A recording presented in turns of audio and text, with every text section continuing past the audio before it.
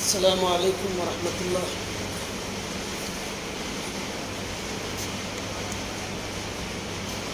حاضرین جمعہ،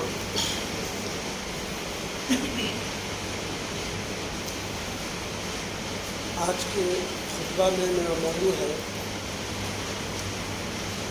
شراب نوشی اور اسلام۔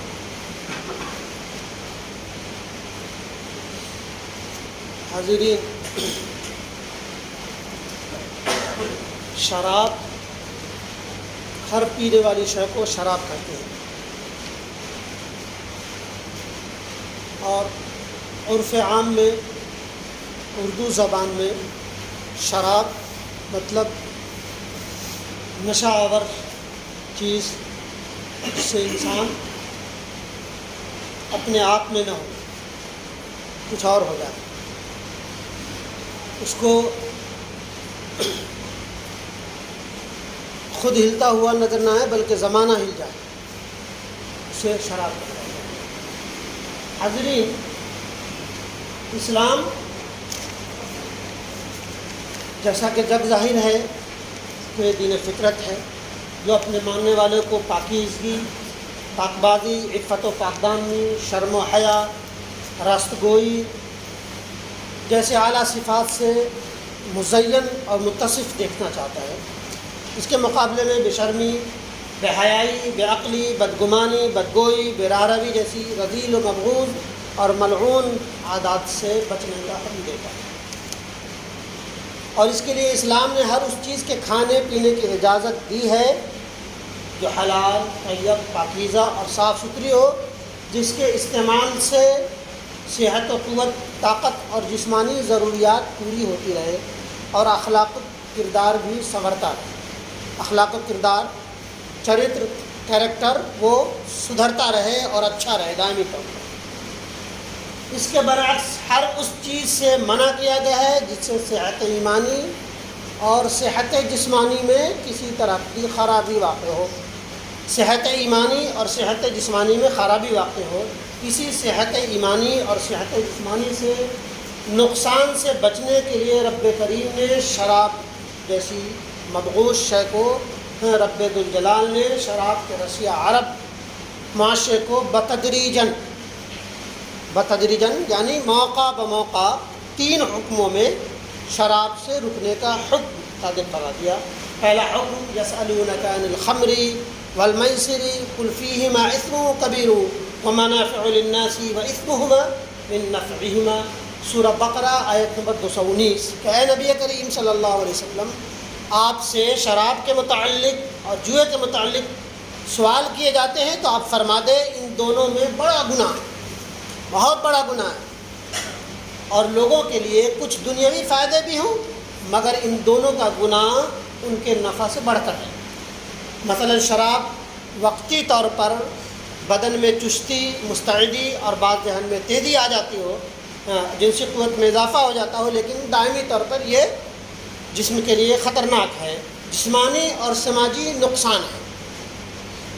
شراب دائمی طور پر انسان کے جسم کے لیے خطرناک ہے اور ایمان کے لیے تو بہرحال ہے ہی۔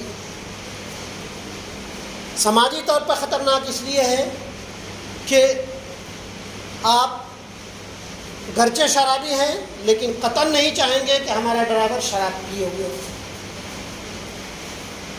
فلائٹ میں شراب ضرور سرو کرتے ہوں لیکن پائلٹ کو پہلے سے کئی ایک اسٹیج میں چیک کیا جاتا ہے کہ کہیں شراب تو نہ پی ہو، تو خطرناک وہ ہے۔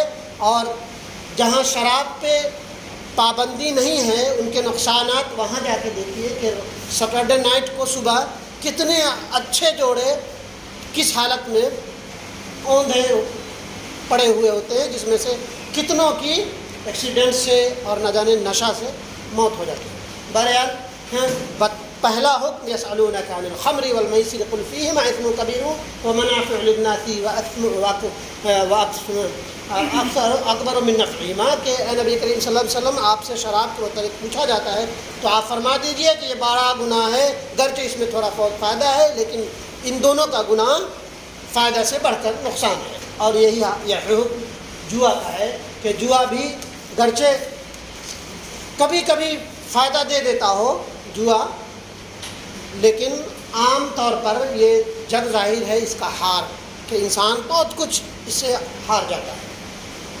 چنانچہ شراب کا پینا، خریدنا، بیچنا سب حرام۔ اس آیت کے نزول کے بعد بعض محتاط طبیعت صحابہ نے کلیہ طور پر شراب کو ترک کر دیا۔ پہلے حکم تھے، محتاط پہچان گئے کہ شراب، اور اس میں بھی بہت زیادہ کچھ لوگ ایسے بھی تھے جیسے ابو بکر، حضرت عمر، نبی کریم صلی اللہ علیہ وسلم، اور کہا جائے کہ انبیاء کبھی ان شے کو، گرچہ اس وقت حرام نہیں تھی لیکن وہ منہ نہیں لگا، لیکن صحابہ کرام کی کثیر تعداد شراب پیتی تھی۔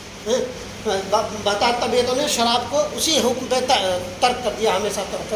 پھر کسی موقع پر نماز مغرب ہو رہی تھی، امام صاحب نے نشہ کی حالت میں قل یا ایھا الکافرون جو آیت ہے نا، لا اعبد ما تعبدون، کہ میں اس کی عبادت نہیں کرتا جس کی تم عبادت کرتے ہو، امام صاحب نے کہا اعبد ما تعبدون، کہ میں اس کی عبادت کرتا ہوں جس کی تم عبادت کرتے ہو۔ شراب اس وقت تک دائمی طور پر حرام نہیں تھا، امام صاحب نے مصلی پہ چڑھی اعبد ما تعبدون، میں اسی کی عبادت کرتا ہوں جس کی تم عبادت کرتے ہو، جس کی تو اللہ تعالیٰ نے فوراً یہ آیت نازل فرمائی، یا ایھا الذین آمنوا لا تقربوا الصلاة وانتم سکارى، وانتم سکارى وانتم حتی تعلموا، یہ سورہ نساء کی آیت نمبر 43 ہے۔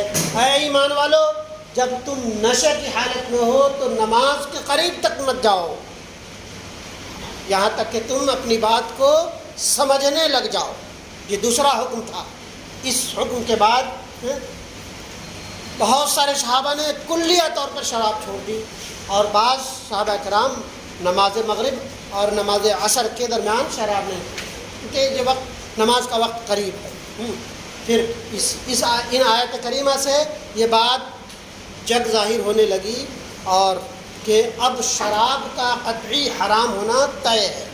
اسی بار اللہ کے نبی صلی اللہ علیہ وسلم نے فرمایا، اللہ تبارک و تعالیٰ نے فرمایا، یا ایھا الذین آمنوا انما الخمر والمیسر والانصاب والازلام رجس من عمل الشیطان، کہ سورہ مائدہ آیت نمبر 90۔ اے ایمان والو، بات یہی ہے کہ شراب، جوا، فال نکالنے کے تیر اور یہ سب گندی اور شیطانی کام ہے، گندی اور شیطانی کام ہے، اس سے رک ہی جاؤ، ان سے بالکل الگ رہو تاکہ تم کامیاب ہو جاؤ۔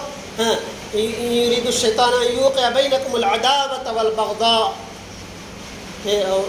کہ شیطان تمہارے آپس میں عداوت اور بغض، شیطان تو یہ چاہتا ہی ہے کہ تمہارے درمیان بغض و عداوت ہو، جھگڑا اور لڑائی ہو۔ تو یہ دیکھا جاتا ہے کہ شراب کے نشے میں کوئی باپ بیٹے کی پہچان نہیں، باپ بیٹی کی پہچان نہیں، اور جھگڑے فساد تو دائمی ہے۔ ویسے ہی جوا کا معاملہ ہے نہ۔ اب اللہ تبارک و تعالیٰ نے خمر کو ہمیشہ کے لیے، خواہ وہ کم ہو زیادہ ہو، حرام قرار دیا گیا۔ اللہ کے نبی صلی اللہ علیہ وسلم یہاں وقت اجازت نہیں دیتا کہ اور مزید پوری تشریح کے ساتھ اس بات کو بیان کیا جائے۔ نبی کریم صلی اللہ علیہ وسلم کی حدیث ہے، عبداللہ ابن عباس راوی ہے، حرمت الخمر قلیلها وکثیرها والسکر من کل شراب حرام۔ سنن النسائی کہ شراب کی قلیل یا کثیر، تھوڑی یا زیادہ، ہلکا سا یا اس سے زیادہ حرام کر دی گئی ہے، اور ہر وہ مشروب جس سے نشہ آوے اور آپ کے باڈی کے لیے نقصان دہ ہو، اس کو اللہ تبارک و تعالیٰ نے حرام قرار دیا گیا۔ یہ اور اس میں بہت سارے احادیث ہیں کہ اس کے اور بھی بہت سارے خرابی ہیں۔ بعد حدیث میں بات دیا گیا کہ شراب حرام ہے۔ بعد ماڈرن انسان کی شراب کو قرآن میں حرام کہاں قرار دیا گیا؟ حرام نہیں، شیطانی کام، گندی باتیں، اس سے بچ جاؤ۔ بڑا گناہ، کبیرہ گناہوں میں سے ام الخبائث، نماز جیسی، عماد الدین، نماز جیسی چیز سے روک دینا، کیا یہ کم ہے؟ شراب تھوڑا ہو یا زیادہ ہو، بہرحال حرام ہے۔ جس نے اس کو پی، یہ بات اور ہے کہ اسلامی حکومت میں بھی پی جاتی ہو، لیکن کہیں اگر کوئی پیتا ہو تو وہ حلال نہیں ہو جاتی، اور اسی لیے یہ مومنین پر دائمی طور پر حرام ہے، اور اس سے دوسرے لوگ مبرہ ہیں۔ اس لیے اسلامی ممالک میں اگر گھر کے اندر کافر ہے، مشرک ہے، اسلام کو نہیں ماننے والا ہے تو لیگل ہے، وہ پی سکتا ہے، لیکن باہر نکل کر کے نشہ وہ نہیں کر سکتا، اس کو سزا نہیں دی جائے گی۔ لیکن اگر کوئی مومن ہے، مسلمان ہے، اگر گھر کے اندر بھی شراب پی کر کے باہر آیا تو پبلکلی اسے 80 کوڑے مارنے کا حکم ہے۔